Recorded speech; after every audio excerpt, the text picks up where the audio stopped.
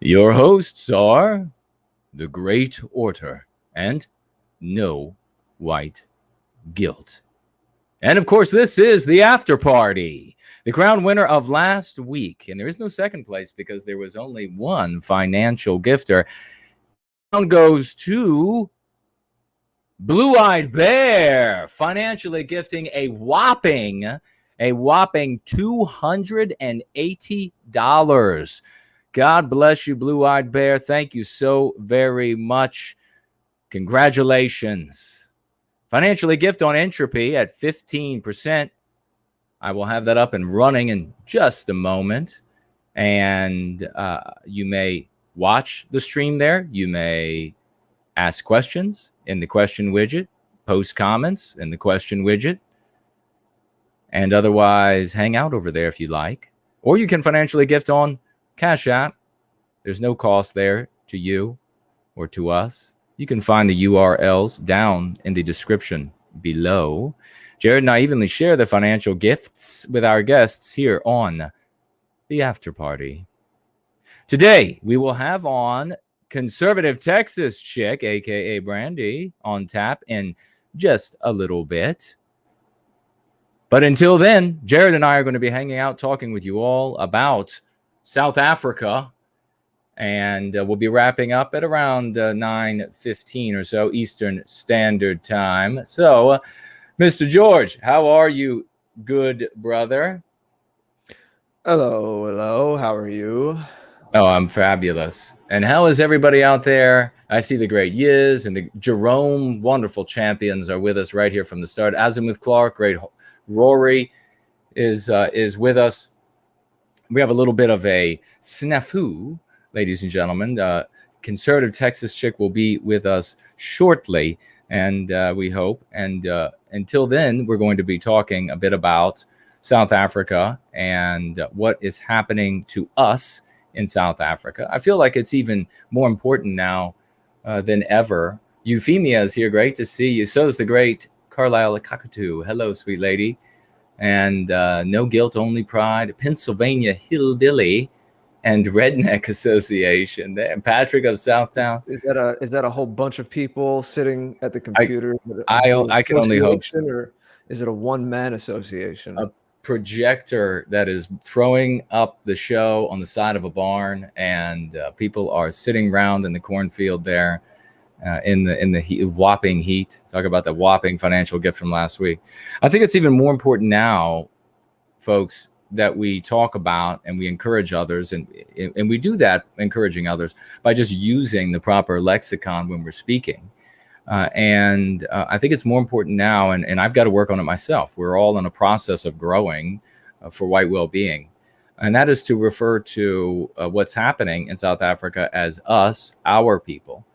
And I've been using that with folks. I used it today at a retail facility, and it went over well. What's happening to us in South Africa, and it's going to be the way that gives you the moral high ground when you're in these conversations. Was that a surprise, Jason, or was it the kind of person or establishment where you might expect that they would understand what you were saying?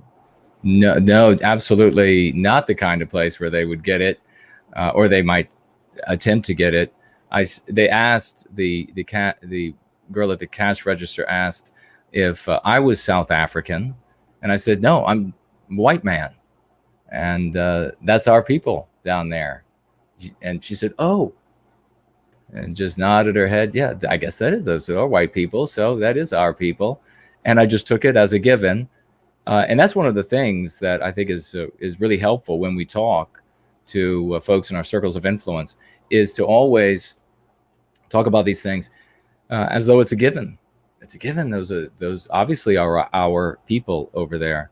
But it's so important to talk about the dreadful silence right now across Western civilization, and almost nothing is being said. If this were any other race of people, certainly if it were a one particular race, the entire world would be talking. It would be at every water cooler. It would be at every lathe.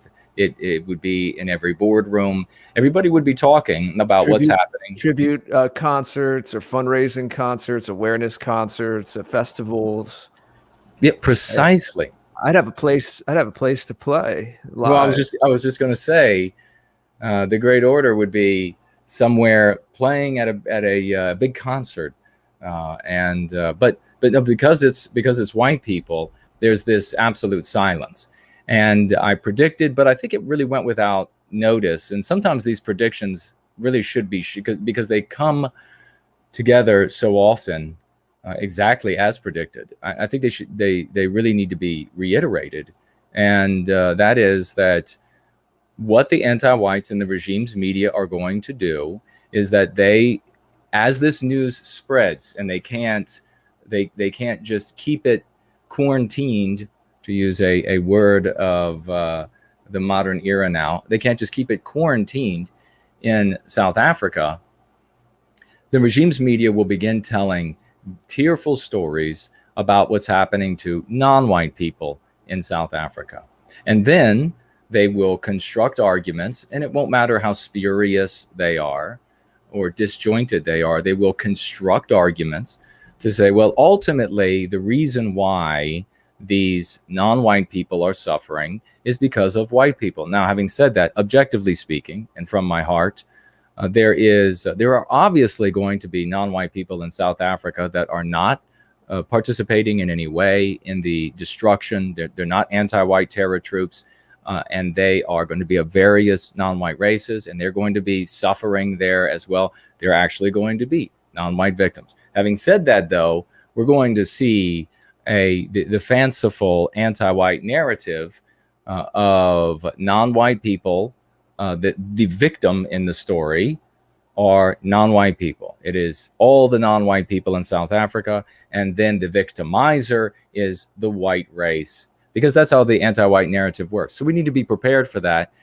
in our circles of influence when the subject comes up. When you bring the subject up, you might bring the subject up, and then somebody says, oh yeah, I read on AOL that because of apartheid in South Africa, there is this instability now, and it's a domino thing. It's all connected in some way, and then as a consequence, non-white people are suffering. Don't you know that there are, and get ready for the argument, that don't you know that there are 5 times, 10 times as many non-white people who are going without electricity than there are white people? Don't you know there are 10 times as many non-white people who are going without proper sewage and proper water, clean water running, than there are white people in South Africa?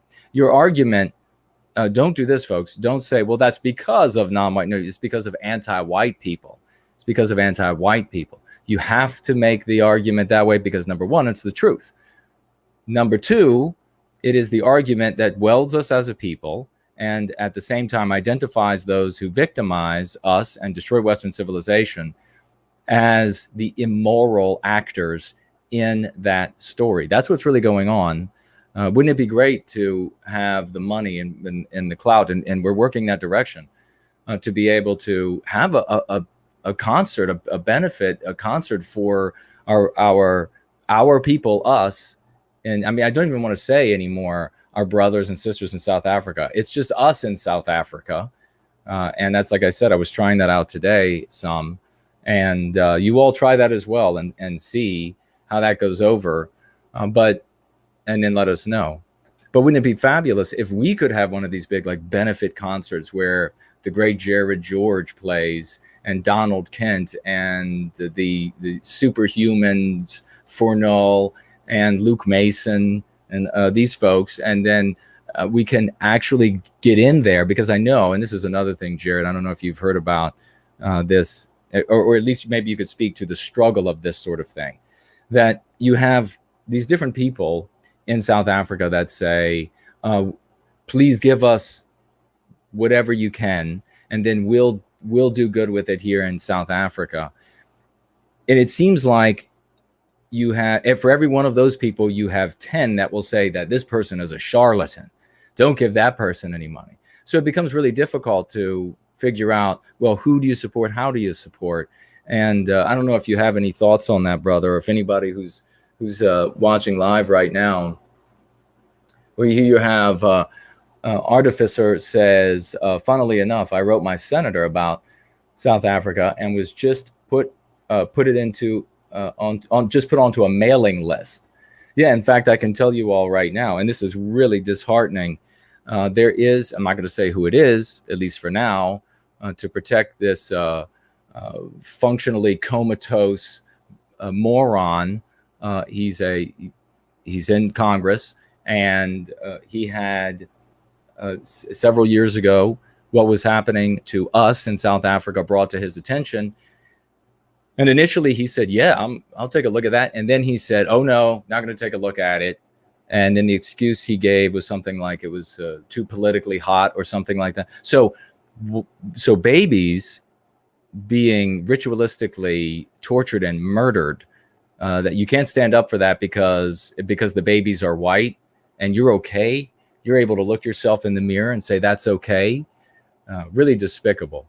But Jared, I don't know if you had any thoughts, because we also have, like Liv, for example, has this whitedate.net, and you have to do your own due diligence, folks. So Liv is going to do everything she can to protect you on that website if you decide to look for a mate there. But you really have to take the onus upon you. We're not going to be able to do it for you. The anti-whites are everywhere, and they're trying to undermine, and they're trying to thieve, and they're trying. So regrettably, you're surrounded by vipers, and you're going to have to put in a little bit more effort than, well, who can I just rely on, and then I'll just go that direction. But Jared, if you have any thoughts on that, I'd like to hear them. It would be something for a guest or someone from South Africa who works there day in and day out or knows the situation. I think, we'd have to, it's true. It's on you to do your own due diligence, but that's where I would start. There's someone who's if you don't have much association with it, someone who's closer to what exactly is going on there. Now, what you spoke to more in the beginning of what you were just saying there, let's talk a little bit more for a second about that argument. If someone says that there's X amount more people, so like everyone's being harmed right now, but we know how the mainstream media works, we know how the narrative works. So I know that there has to be more details there that are being left out. So what's being left out there? About the narrative of what's going on in South Africa? Is that what you're asking? Well, the line that's supposed to end the conversation, where it's just, well, if you're concerned about quote unquote your people down there, don't you know that there's so many more people who are of African descent that are suffering down there as well? Now, we don't want anyone to suffer needlessly, but we all know that there's more to the story than that. So the question is, what is being obfuscated by the person who is using that blanket statement to try to end the argument right there? Well, one of the things that's being obfuscated is that the white people are the target of what's happening, that the real suffering is the white erasure of Western kind in South Africa. That's what the anti-whites are, obviously what they are after. And I just spoke on Going Free about the MP, that nothing is happening in South Africa. There is no, and we won't use the white G word, just use white erasure. The MP is that this isn't happening at all in South Africa. What are you talking about? And the MC response is to say South Africa is the blueprint for what you anti-whites would like to do to the totality of the West. And that's why you deny that this is taking place there. But they are trying to, the news-wise, and I think it says right here, probably the same thing. This is on LouRockwell.com, and I want to thank Alfie for getting this news item to us. South Africa is disintegrating after the jailing of Jacob Zuma. Supporters of the former president took to the streets ostensibly to protest, but actually to simply plunder at will. This is the opinion of this author, and of course, everything we say on the show is subject to being proven or disproved by CNN, and we submit to them. But I'll say this about Zuma, because they keep talking about Zuma, and I said this on Sunday, that these are corruption charges. Is just nonsense. The whole country, everything is corrupt. Clearly, what was happening was, or where I would put my money, at least. I'm not saying this is the case. I will stand with CNN, whatever they say. But the white erasure of our people in South Africa was going along at a very quick clip underneath Jacob Zuma. And I think that potentially, anti-white oligarchs took a look down there and said, and we got to get him out, because we need somebody else in there to keep the white erasure going, but a little bit of a slower pace, so that white people around the world don't start to say, well, wait a second, well, is that going to end up happening in my country? And they really would like, I know with the anti-white oligarchs, if they could have their druthers, they would just have the white people in South Africa starve to death, die from exposure to the elements, breed themselves out of existence, move away, whatever it is. That's how they would like them. If it ends up in mass killings, murders, that's going to really get the attention of the white population around the world. And then the pressures on governments will grow, and then some Western government, because of the pressure, will have to say, stand up, do something, and then that will bring to light this real anti-white hatred even more so than it already is apparent. The official death toll already runs into the dozens. This death toll is preposterous. Of course, it's much higher than, or at least you could guess that it's much higher. The essence of what I was asking before is just the mainstream narrative, the regime narrative is, I would take it something to the effect of, as you were saying, there are knock-on effects from the decades of apartheid, and now there's disintegration in the country, or there's a time of turmoil, but everyone's suffering. So why would you just focus on these people suffering and not other people suffering? Again, I don't want anyone to needlessly suffer, of course, but that's not the point. The point is that argument, that blanket statement of just, well, it's a mess, and because there's all these societal reasons, that's the blanket statement that I was speaking to before. And the idea is like, you wouldn't be able to say this, but we spoke a couple years ago to the guys from Boer Republic, two guys, anyone can go look that up on the afterparty.tv. And they were explaining how there's this whole narrative, of course, around apartheid, but they were explaining how it worked for the country. And there was some separation, but they're different peoples and they had their different communities, and it kind of worked okay. It was the rest of the world imprinting that quote-unquote morality onto them that led to the embargoes and everything, and them kind of being ostracized from the world community for those years. But I think we all know that relative to what's going on now, it was much more prosperous, peaceful, safe, et cetera, but then, of course, if you say something to that effect now, where it's actually those structures were keeping things held up because that's what worked there for those people in that time, then you'd have to have this whole other conversation where someone would say, well, are you pushing for that kind of thing? Because most people are brainwashed with the idea that you can't ever question something like that. Yeah, precisely, and that is the way that the regime will frame this. The anti-whites will frame this, and that's the way they'll deliver it to folks in all of you. I see America Chestnut is here. Ian is here. Great to see you all, champions. The Watcher is here. That's how the folks in your circles are going to end up they're just going to be repeating what is said to them on the television. And here's Misty is here. Great to see you. And so is the great Donning Armor.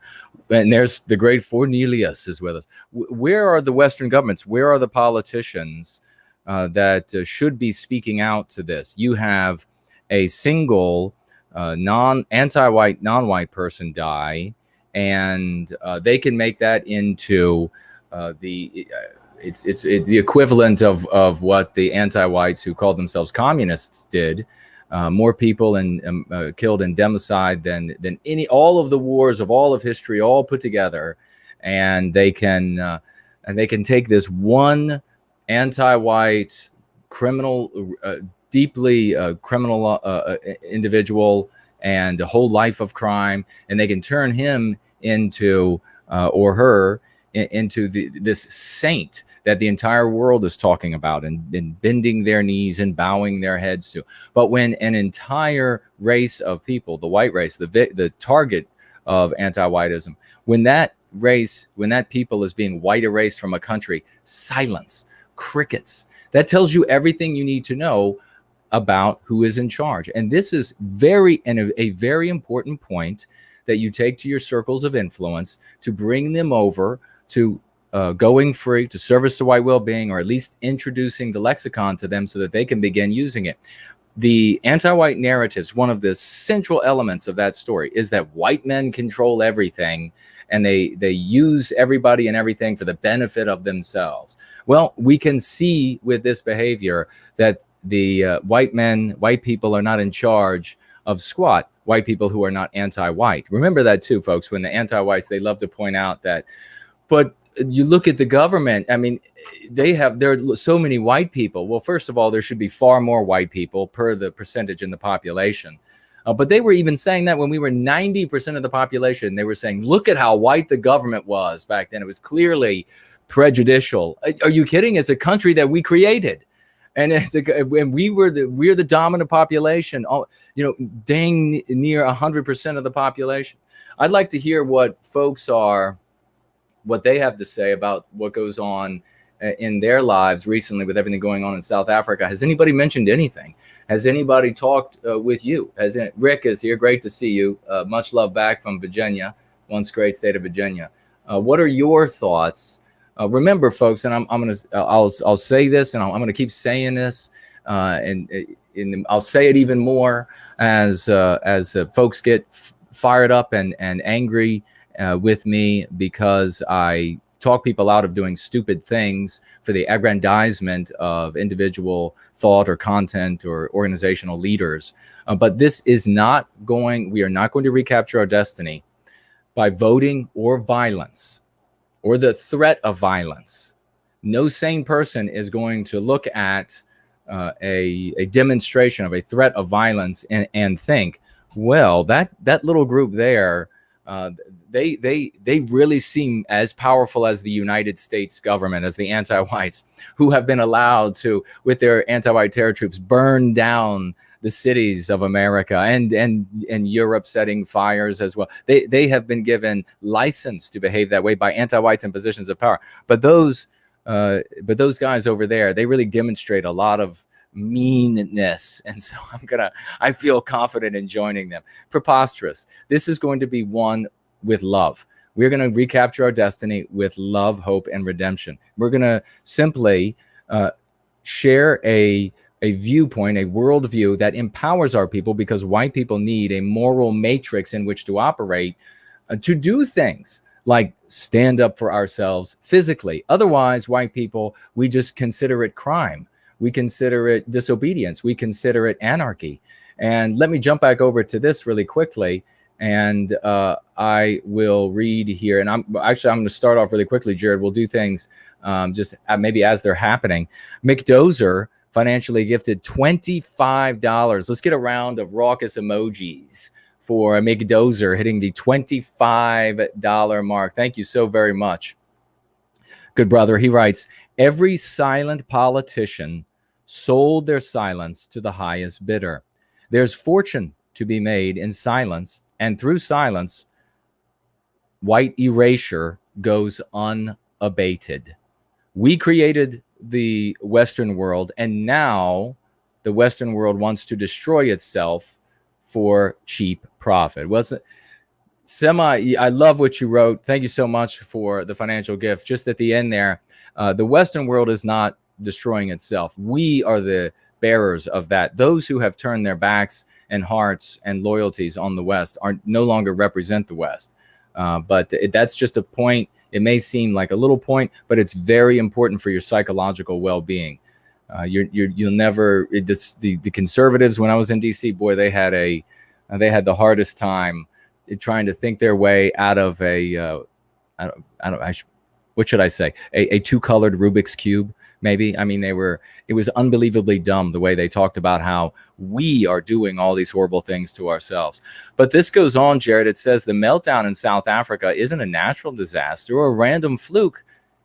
It's a choice. South Africa was the first modern nation to be refounded on the anti-white principles. Well done to whoever this author was.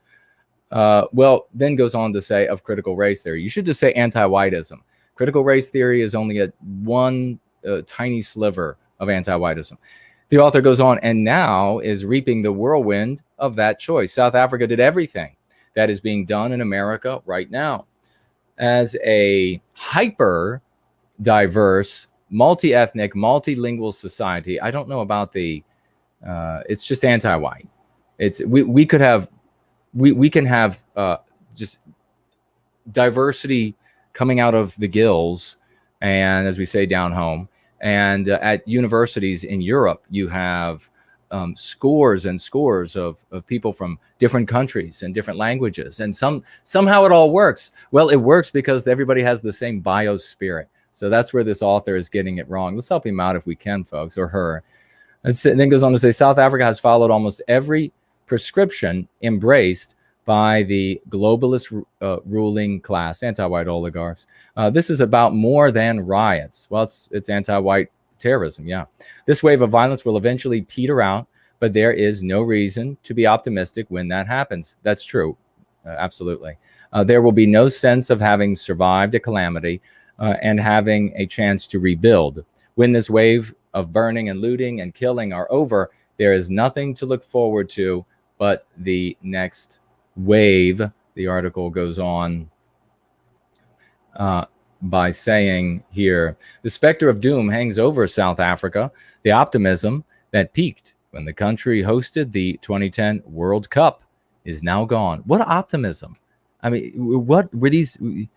Were these people drinking their own urine back then? What is he talking about?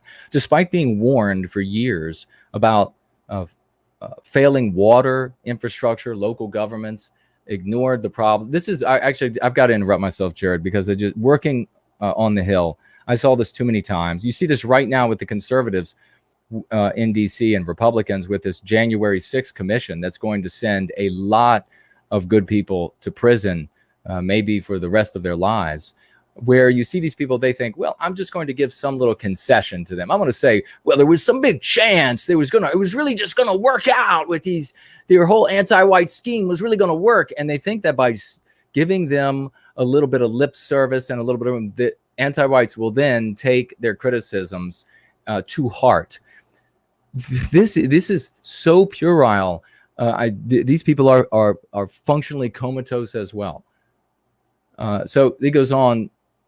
Despite having years warned about the failing water infrastructure, local governments ignored the problem, and now the country has routine, severe water crises. South Africa began experiencing rolling blackouts in 2007 and has battled them ever since.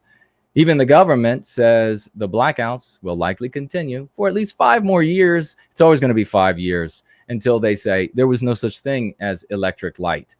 Get your torches. So do we have anything going on, brother, in the chat that I should speak to or that you want to talk to? And I'll check. Not particularly. I was interested in what you said about the concessions. It's like when you're having a one-on-one conversation with someone, if you're not fully confident in what you're saying, there's that sign of weakness where someone's like, but I'll give you your point here, and they're doing it not because they actually believe they're giving someone a point.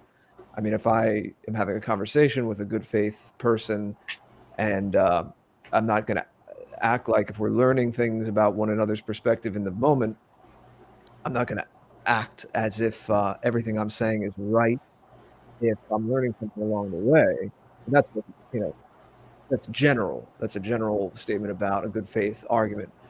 But I recognize the instinct that you're talking about, where some people just in a pretense, they give this kind of false concession. It's a very weak, slimy thing to do. Thinking that the other person is going to warm up to you because of that, it's weak.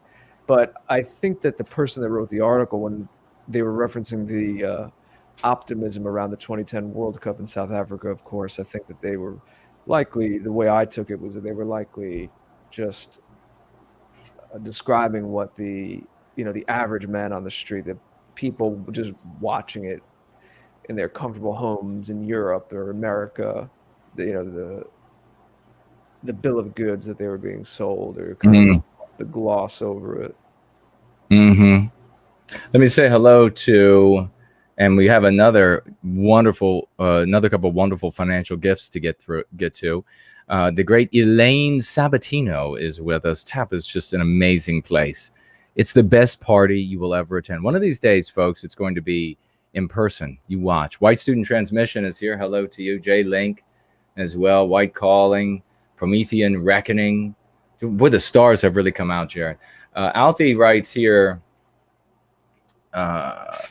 you've been talking about South Africa being the blueprint of the West since 2017. This author says America is next. In so many words, in 2021. Once again, you are way ahead of the curve. Well, thank you so very much. It was actually, that's obviously where you started hearing me talk about it. And thank you for sharing that, because it's happens so often that we, in going free, because of the lens, because of the worldview, we're able to see things exactly as they are and make accurate predictions, retrodicting and predicting perfectly in the real world. And then somebody else comes along once we're so much closer to the prediction, and they say it, and then they get all of this interest and credit, and that's fine. Good for them. I'm glad they they probably were listening to the work that we're doing, but so well, that's all right. They should be, if they did, they should be noting it. But thank you for that.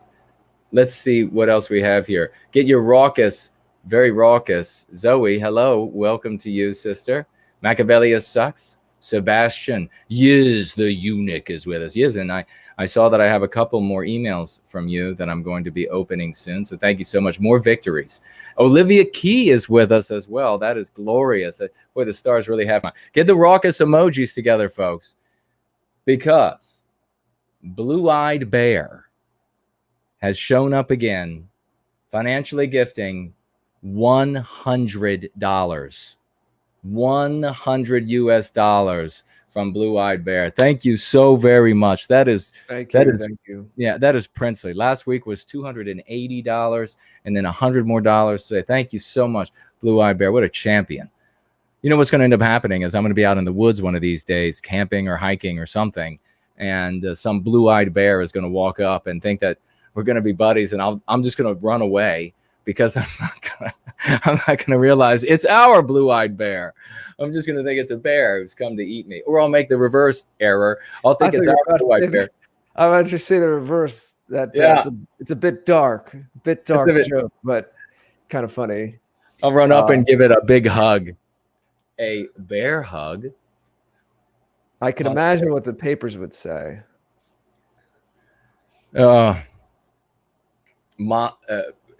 What evil white man attempts to harm grizzly bear by hugging it.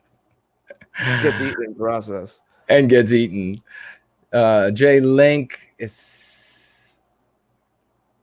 Oh, he was just talking with somebody in the live chat. That's wonderful. Thank you so much. And Mirth is with us, and we are always mirthful. So thank you so much for that. Boy, Blue Eye Bear, thank you so very much. I'm going to spin around over here, and we are going to, if you have any, never felt guilty is here. Hello to you. If you have any questions about interaction with family or coworkers or any of that relative to the subject of South Africa, please share it while we're here so that we can speak to that issue. And perhaps help you through it.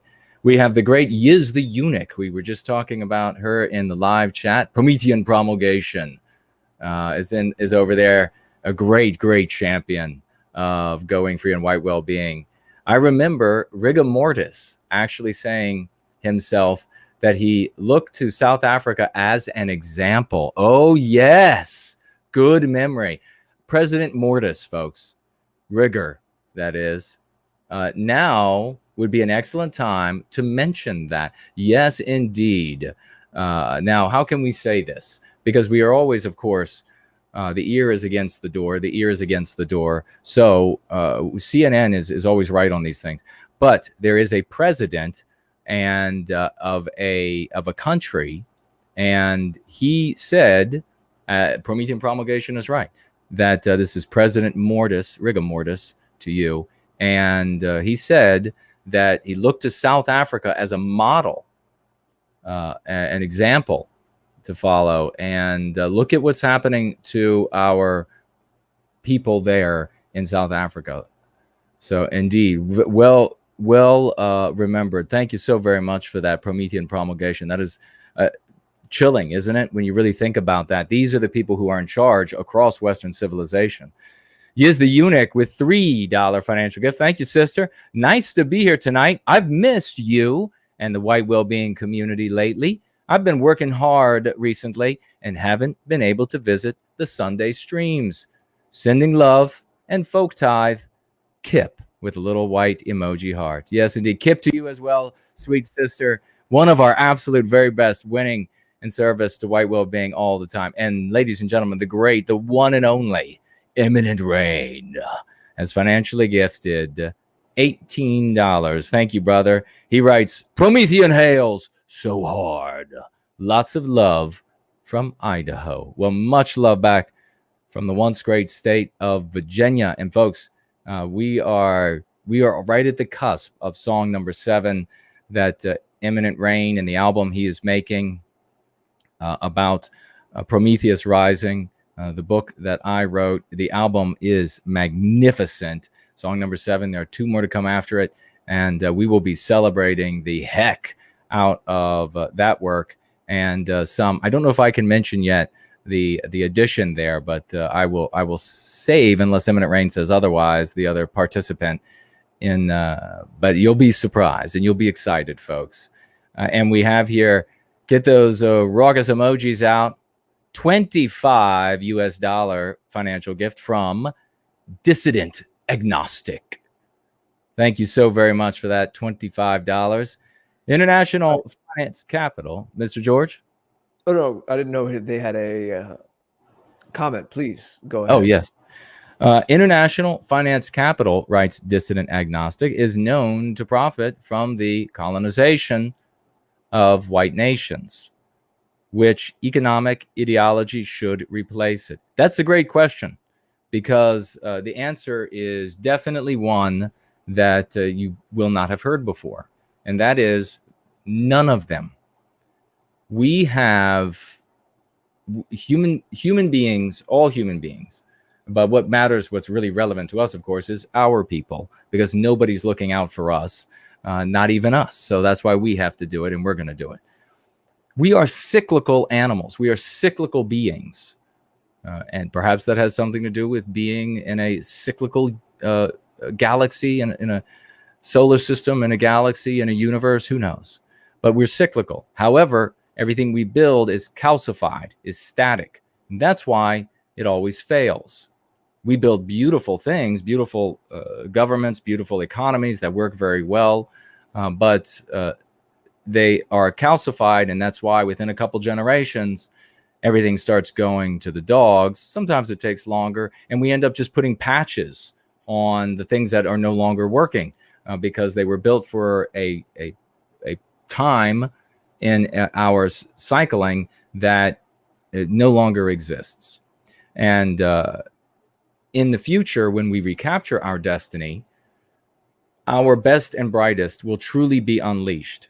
Because just fathom for a moment, you look to those periods in history when we have had moments where the leadership of our countries said, you are inheritors of all of the greats that our people have ever produced. All of that is, well, they didn't say the exact same thing, but they said similar to what we're saying today. And the people were able to tap down into themselves. And we only saw a smidgen of what Western kind, what Westmen, men, women, and children are actually capable of. Imagine what we will produce, the kinds of governmental structures, the kinds of economies that we can produce that will cycle with us and help us on that process of ennobling our spirits, ennobling our minds, ennobling our bodies. Just imagine that these things are going to be infinitely better. They will look back on these old forms of economy and governance as antiquated as the paintings in the French caves.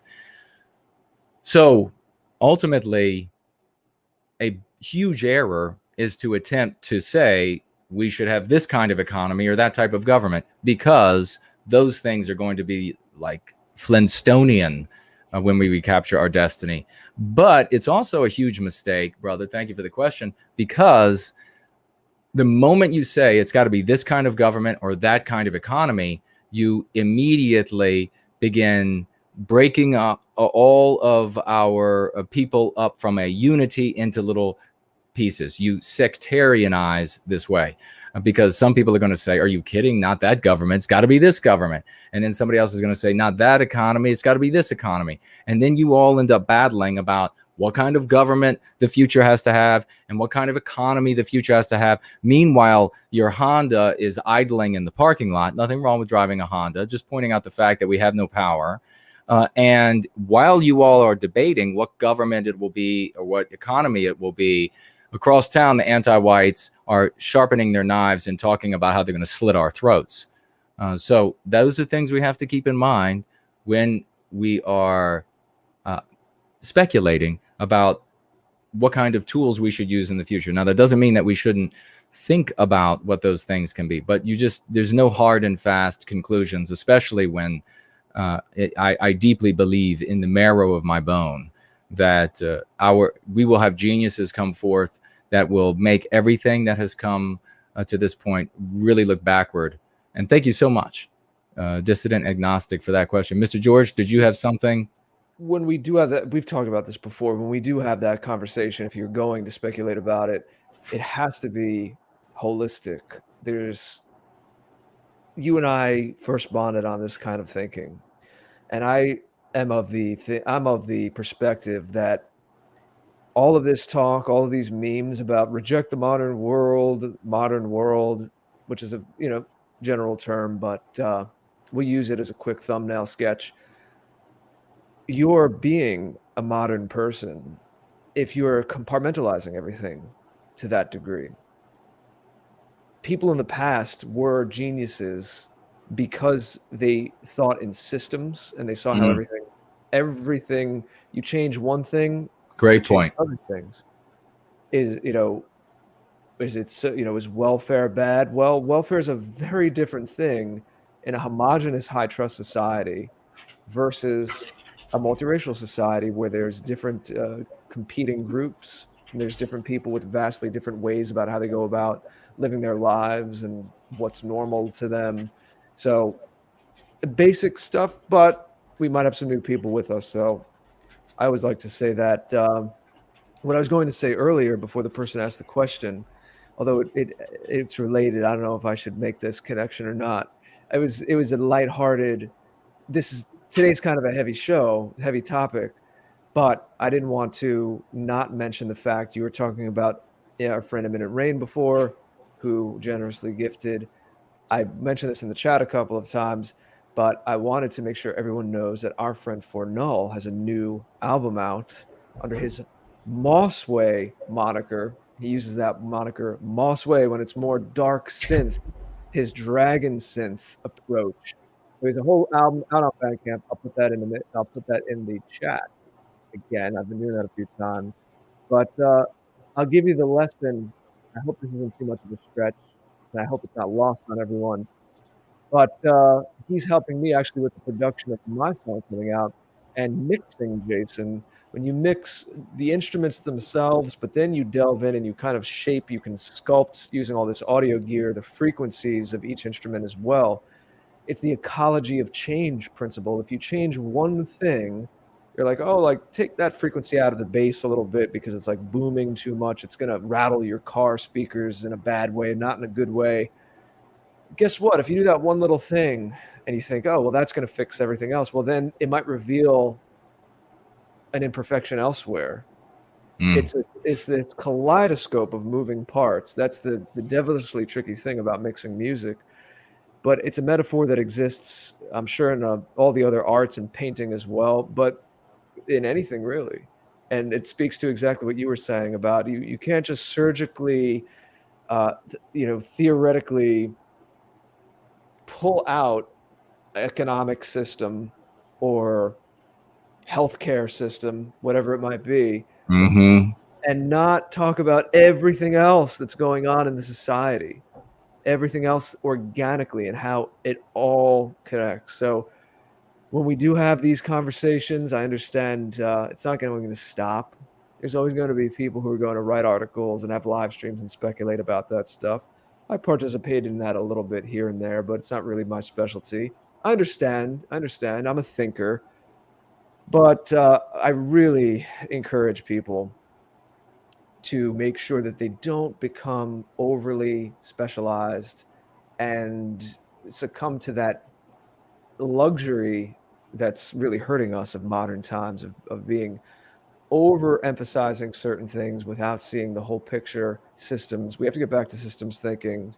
Our geniuses of the past and the innovations that we enjoy to this day often came from minds who were able to do that. There wasn't as much of a cleft between art and science a few hundred years ago in Europe.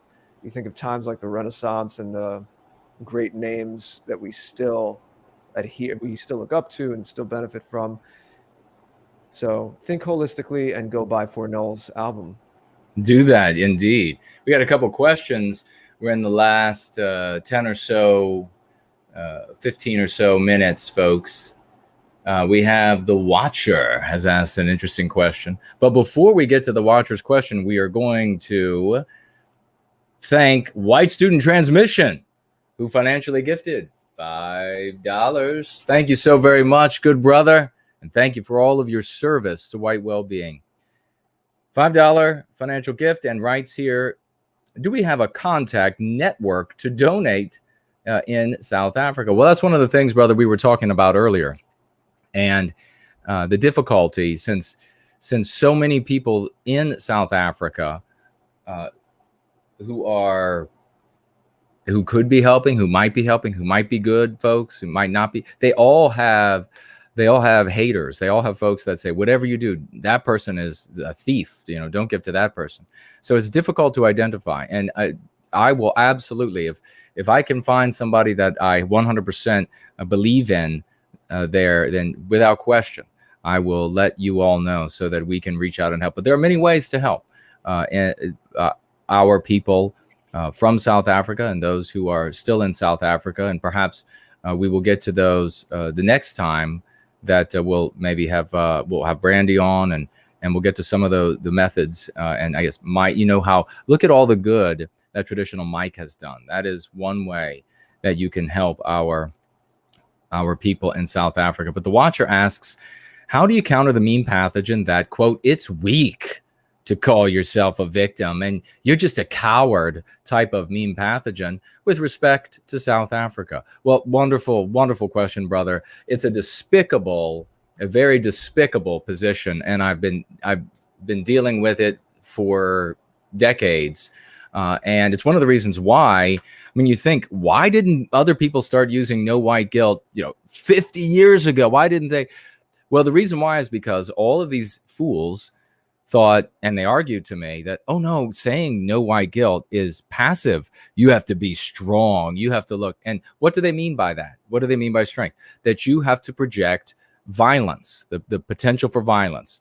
And that, of course, is infantile, because the projection of violence doesn't take place in a vacuum. It takes place relative to others who are able to project and actually commit violence. And here you were talking about the anti-whites, the anti-white state, the anti-whites in the street who are given license. It is a joke. It is less than a toddler trying to take on a professional cage fighter. I mean, it's even worse than that, to claim that you could project some sort of violence that could contend with the violence anti-whites are capable of projecting, and legal violence. So what I like to say to these people is, depending on the scenario, the watcher, I will say, all right, buddy, let's say that you have never been victimized. It's impossible for anybody to victimize you. And then sometimes I'll usually throw in a way that that person could easily be victimized, and that how they had been victimized over the course of their life. But I'll say, I'll just grant you that you are so tough, you're so smart, you're so strong, you're so mean, that no one could ever victimize you. Well, what a selfish ass you are for all of these brothers and sisters and children and elderly and everybody else in our race who can't be as tough as you are and as mean as you are. They are being victimized. What about those little babies, those little white babies at the elementary schools, at the preschools, at the junior high schools? What about them?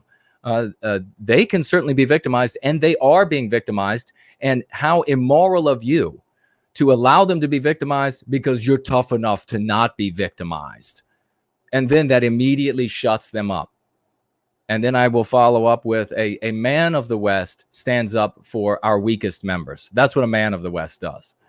And usually the people who say this sort of thing about, and that of course holds true, for our weakest members are also our people who are in the most precarious of situations, like our people in South Africa. A precarious situation. Wouldn't matter how much you can squat or deadlift or how many rounds you could throw down range in a minute. None of that matters. How many times you've gotten into a fighting cage or a boxing ring. None of that matters, because our brothers and sisters there are easily victimized, and the law sides with the victimizers. Ask CNN, of course. But you follow up with a real man of the West stands up for those of our people who are being victimized, who can't defend themselves, and immediately shuts them right up. But usually what happens, I was going to say, these people are a little below midwits. They are the people who say this sort of thing, because they're saying, I got so many muscles, or I'm able to threaten so many horrible acts. So, but this is how you handle them, and then you move on. Naterific is here with us, folks, the great Naterific. And he writes, any more no white guilt signs of the artificer? We'll see if he answers, and look out for that. Let's see. My friends have been telling me about South Africa for 30 plus years. They have the same problem there as we do. People in Cape Town still don't know what's happening. Really? Wow. So just like in the rest of the West, things can be horrible in one part of the country, and then in another part of the country, the white people have no idea. And what is that speaking to? That's speaking to perception. We were just talking about that on Patriotic Weekly Review. Somebody had asked a question about how bad will it have to get? Well, the reality is that how bad it is just a perception of how bad it is. And it's bad enough right now to wake up I really don't like that term as much, but to help our brothers and sisters to go free all over the world. It's bad enough to help them go free all over the world. You just have to be able to convey it, and therefore they will then perceive it. The anti-whites specialize in artificial creation for the purpose of muddling perception. And so that's how you have these scenarios where white people will say, well, it's fine here, right? It's fine everywhere, isn't it? No, it's not fine. So you don't doom document and doom dissect, but you bring up these issues to seed them with the lexicon and dialectics of going free. And you start off with the simplest things: anti-white, anti-whiteism, Western kind, white well-being. You start off with the simplest things with these people, and you get them aware that there is an anti-white narrative, that there are horrible things going on, that they are missing something in their perception rather than perceiving things as they accurately are, that the anti-whites on the news and entertainment are misleading them intentionally. And there we talk about things like hush crimes and hate hoaxes and this sort of business. But this is the kind of thing that you do in order to recapture our destiny, rather than everything else, regrettably, that has gone before and not worked. So let me swivel around here and see if we have anybody on entropy. It looks like Blue-Eyed Bear is in the question widget. Now I'm really going to have to look out, because I know I'm going to end up, fate is going to follow me somewhere, and I'm going to end up face to face with a brown bear or a grizzly bear. Don't say it. Don't say it. I know it. Bright blue eyes. And I'm going to say, oh my gosh, instead of running. We'll see. Maybe the bear would be so confused, it would just leave me alone. It would just be like, I'm not going to let him, I'll just let him give me a hug. I'll just let him give me a hug, because obviously he's too dumb. He wants to give me a hug. Blue-Eyed Bear writes here, how do you recommend we bring up white erasure in South Africa to friends, family, and strangers? A great question. A great question. It could be this simple. When you're having your discussion, you can begin with a subject that is tangential, or you could just you could look at your phone if you wanted to, even like on the spot, you're reading about it. And I've done that plenty of times, or I come into a scenario thinking, okay, I'm going to talk about this. So I come in, I've got like this worried look on. You're looking at your phone. You're like, oh my God, put it back in your pocket. And then you say, our people, Western kind, is being white erased in South Africa. Not a word being said on the media in the US, in the UK, wherever you are. It's unbelievable how anti-white the media is. The kinds of things that are happening to our people in South Africa are beyond the worst nightmares, or beyond the worst horror films. And these people, they're so anti-white, they won't say a thing about it. And we can't get the government to do anything about it. Just that sort of approach. Remember, when you're talking with folks in your circles of influence, you're going to gauge that delivery and how long that conversation talks or lasts, to how much they are interested or intimidated or in agreement or disagreement, etc. So if you're not exactly sure, if you think they probably are a little anti-white, or maybe they're worried, maybe they villainy signal anti-whiteism, even though they're not really anti-white, you want to just drop it and walk away from it. So like all that I said there, you could say that, and when you drop anti-white, you could drop you could say, well, this essentially is a hush crime on the size of an entire country. Anti-whites are victimizing white people and nothing said in the media. So you could drop a few things, the Western kind, you could drop in there. And then when I say walk away from it, then you are the one who changes the subject. And something that's really interesting is over the years, I've done this. Oh my God, the number of times. So many times. Very often, the person, even when they're clearly the kind of person who villainy signals, So maybe they're vague, maybe they lean anti-white a little bit. Even though they're that kind of person, when I immediately step away from the subject to something else, like, anyhow, let's talk about something that's less macabre, and then say something else that's like, I noticed your new car, or whatever it was. Then they're like, but wait a second, what's going on in South Africa? And that's just opening the door to be able to seed more of the lexicon, more. Now they're drawing you into it. When that happens, when they're trying to pull you back into this subject, they are not feeling like you're trying to zealously push something on them.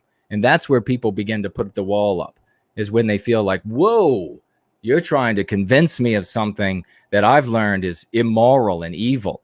Now, instead of that happening, now they're saying, please tell me more. What exactly is happening? What's anti-white? What is happening? So many times. So please, if you try this out, Blue-Eyed Bear, anybody else, and you want to let us know, Make sure you tag me or Mr. George, next tap or taps in the future, or on Going Free, and we'll be sure to get to those statements, because this is all about the scientific method. We own that. That is us. That is Western. And finally being applied to white well-being. Johnny Reb is with us, folks. Johnny Reb, financially gifting $4 US. Thank you, dear brother. And he writes here, thanks, Jared and Jason, for all that you do. Mr. George, any thoughts to Johnny Reb before we wrap it up? No, I think we're gonna wrap it up for tonight. All right, Mr. George that sounds good to everybody. Yeah, Mr. George has a new song coming out, brother. Tell him about it. Yeah, well, thank you for. I feel like I'm on a radio show now. Thank you for that. We didn't plan that, I swear. I actually just put up a little teaser video of me just talking to the camera right before we went on air. There's all kinds of things to do with promo and social media, and I've been talking with our friends in the White Art Collective about some of that stuff behind the scenes.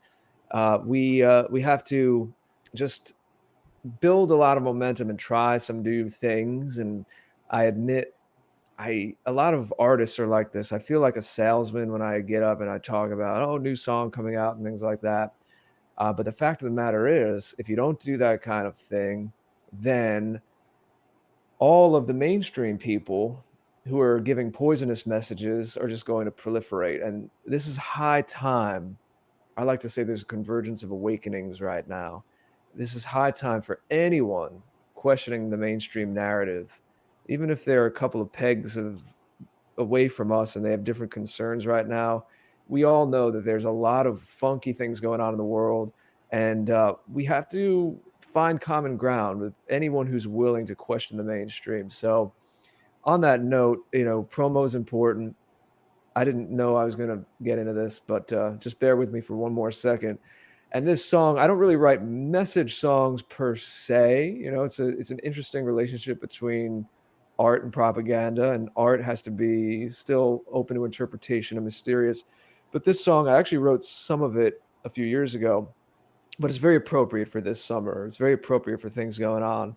So a few firsts. It's more keyboard based than my first three songs. I'm still primarily a guitar player, but it's more of a beat keyboard based kind of thing.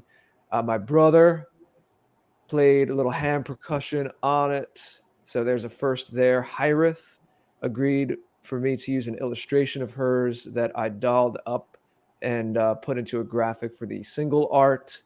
Oliver Semiagog also has helped me learn a little bit more about graphic design. For Null, who's been here tonight in the chat, as I mentioned, he has his Dragon Synth, Enter the Dragon Synth album out now on Bandcamp, which I'll link again. But he actually co-produced it. He consulted with me so much on the audio to help it sound as good as it can be that it's worth it. It's appropriate to call him a co-producer at this point. And he also ended up mastering it, which is kind of putting the final sheen on the sonics of it. So having said all that, is a little more going on in terms of other people being involved. So that's fun. A little bit different with the keyboard thing. And I'm doing a video for it as well, like a mashup lyric video. I don't always publish lyrics, But again, this particular song, for everything going on now in the summer of 2021, it begs for a video. So I think that there'll be a separate audio only track where like I've done in the past, you'll just see the graphic, in this case, the one based on the High Earth illustration, as the still image on the screen.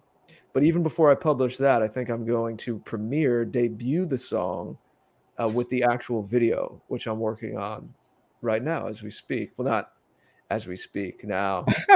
That'd be something, editing with my other hand here off the camera, but right before the show. So it's called What's in Us, and please look out on social media because it should be out within days. And when it is out, it really helps to listen to the whole song on YouTube, share it, get it out there. This one really has to be shared around. And once it's on Spotify and places like that in a couple of weeks, again, I'll make announcements about that. Please listen to the whole song. It helps the algorithms. Put it on playlists. That helps a lot. I'll share what I learn about promo. Try not to be too heavy-handed about it, but we have to do this ourselves. There's no big record labels and marketing agencies, but we're all working hard to make this as professional as it can be and really make an impact. And just can't wait for you guys to hear it. Looking forward to unleashing it soon. I am so excited about the video, the video that Mr. George has made. That's going to be. It's not a me playing and singing kind of video. It's a mashup, like I said, of different footage and lyrics. But I'm going to start too. Its production takes such a long time that in between like fully produced songs, I'm going to start more like literally just me singing to the camera of songs, ones you've heard before, but also ones you haven't heard yet. And then eventually I'll do like a full production of say a new song. But there might be like new songs where the first time you hear it is just me sitting in front of the camera with an acoustic playing that. There's one I'm thinking of doing after this that's it's in an ancient Celtic tuning, and it very much has more of like a folksy kind of sound to it. And I've been practicing that one, and so that's just an example. That might be a good one to start with, that method of just singing it to the camera kind of thing. So there'll be a lot more. There's a lot of things going on, but that is the word on the music front. My site is thegreatorder.com. And actually, one more thing on that subject of Convergence of Awakenings, I was invited to guys a little different than what we do, but respects what I do and understands it, and I respect that. And he's republished some of my articles and poems, the New Agora. I've mentioned this a while ago. It's kind of one of those great crossovers that I was saying to when I first talked about this, Jason, on air with you. I said, and you agreed, you having been in this a long time, that this is the kind of thing that would have been unprecedented 15 years ago or so. But the guy, he does not like the term New Age, and definitely does not go along with some of those trappings, but it's still more in the realm of alt news, alt health, spirituality kind of thing. And he actually found me, check this out, through Red Ice, through my Red Ice videos. And if any of you know Red Ice's longer history, we actually talked to Henrik and Lana about this when we had an in-depth interview with them on tap back in, I think it was November of 2019. They started out that way, but because they were truth seekers who weren't afraid, they didn't have like a button in their brain that said pause. They just went with it. I found them back in the day when I was checking their stuff out when they were more on that whole thing too, about alt news, alt health, spirituality. And so this guy, Lorenzo from New Agora, graciously invited me into this online event that he's doing where he has different speakers come on and interact with people. It's on a platform. It's not on YouTube. A recording is going to be put on YouTube, but it's on this whole other platform. So I'm trying that. I'm trying outreach. If someone knows what we do and is cool with it, he also had republished some of Amir's Bruner's stuff, and he's white positive, and he like me, he's able to incorporate that into his larger worldview, and it doesn't go against that. I understand I might be I had a great response in the chat, but I'm sure some of his readers might be a little weird with it. But then again, I've spoken to him privately, and he knows how I feel about all this, and he's right there with me. He's a man of European descent as well, and he knows that, that means something. This is a world of boundaries. Boundaries give meaning. So I'm trying that. I'm trying new things. I'm trying to, again, we talk about this with the White Art Collective as well. I've talked to Jeff about this. My perspective has always been there, but I'm more owning this now. And I'll leave you with this. I didn't mean to turn this. I hope it doesn't sound like a commercial for things I'm doing, but we have, we have to share these things. This is what we do on a stream. We're a community here. Is that my perspectives and the worldviews that we hold are natural and normal, and there's no reason to be on the back foot and assume that because I hold these views that someone is going to vilify me, to make me the villain in a narrative, in that case, or that I have to be cagey or kind of defending myself before anyone asks. I'm just showing up to these things, and if people find out the whole story of what I do, if they want to challenge me on a particular point here or there, that they can. But the whole approach is, this is normal. We have to own the fact that this is completely normal and healthy. And a lot of times people, if you really hold that strongly, a lot is implied in that, and people don't even really challenge you, because then if you're so confident in it, then they're asking themselves, wait, maybe this is more normal than I thought, or this makes sense, and this guy doesn't seem like some hateful lunatic. Maybe they're a little embarrassed to challenge you, because to you, it's so normal. It's just another day. Yeah, I'm Jared. I make music. I have these perspectives. I'm a curious guy. I ask questions. I have these interests. And I'm white positive, and I talk about my heritage and my people, and that has meaning, and it has a place in my life. And it's not a big deal. And I've been finding that actually has a lot of currency and power. And so this new Agora thing that I was invited to, and it went very well, it was very nice, is one example of that. So I'm happy to report about that going on. And I posted not the event we did yesterday, but he did a couple of interviews with some of the participants as a prelude, as kind of a warm up, and he'd get his audience excited about this over the last couple of weeks. So those are published on my site if you're interested, if you want to go see a little more. He's new to social media, doesn't have a huge social media presence, but Laura Lee, our friend Laura Lee, Jason, who's been on the show a few times, was familiar with his publication, and she told me in Canada, he's originally based in Canada, more on the West Coast of the US, actually had a very substantial readership when it was a physical publication in the many tens of thousands. So it's not a little thing. And it might be another way to make some new friends and new connections and connect dots for people. And that's what I'm happy to do. Especially with music, when music's out there, it kind of takes on a life of its own. That music, people find me through the music first. I told you about this. Sorry, I keep hitting something here. On Instagram, a woman found me through music first, and then some of the other stuff I do. And another woman was like, "What are you doing? This guy talks about, oh my God, white well-being." And said, "You know what? I looked at some of his stuff, and I can't find fault with this. It makes sense. Yeah, doesn't seem like a bad guy." She wasn't scared off by the one trying to be the scold. So those are some white pills. I know this was a heavy subject matter today on South Africa, and we're going to continue. We're going to have some guests back who can fill us in with their expertise and their activism. But maybe some of that was white pills for you. I encourage everyone to keep doing their thing. It's wonderful to be learning from other people's talents, like For Null, who helped me with the audio, and the great community that we have, how we're all helping each other out. Very, very well said, brother. One more refresh over here. Looks like we're blank. We didn't miss anybody. Coconut says hello to the both of us. Hello to you, dear sister. And J-Link asking about an MC for propaganda. Yeah, we don't make propaganda has a negative connotation. We make meme curatives. You got it right there. That's what you call it. Great question though. And Did I miss anything? The screen leapt.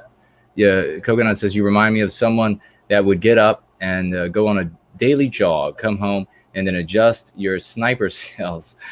Yes, LOL, I think it is the cap that gives you that look. Well, I may or may not be able to plunk really well. Who knows?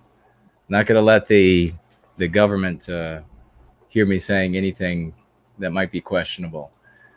But it's been a marvelous, even though we'll absolutely have Brandy, and we're going to have a traditional mic, and we're going to, like Jared said, we're going to talk to the professionals who know exactly what's going on, and they've really made South Africa their cause day in and day out, tireless about it. So we always love checking in with people like that. Yeah. All right, folks. Thank you to everyone who financially gifted. Thank you to everyone who is in service to White Wellbeing. We love you. It means so very much to us that you care about yourself, your family, our people enough to be doing what you're doing. Thank you to everybody who was conversating tonight in the live chat. And who did anybody mod for us except for Mr. George? I didn't know if there was anybody else, but if there were, if anybody came, Natarific was with us. I don't know if he did any moderating. Yeah. Noel has a wrench. I don't know if he was modding, but oh no, he's just got a wrench so he could share his. We have a good community here. We have a great community. Not many ne'er-do-wells. No, absolutely not. Wonderful folks. We always have a magnificent time, and ladies and gentlemen, we are going to be with you again next week, and we're looking forward to it. So make sure you don't miss the next edition of TAP, and we'll see you all next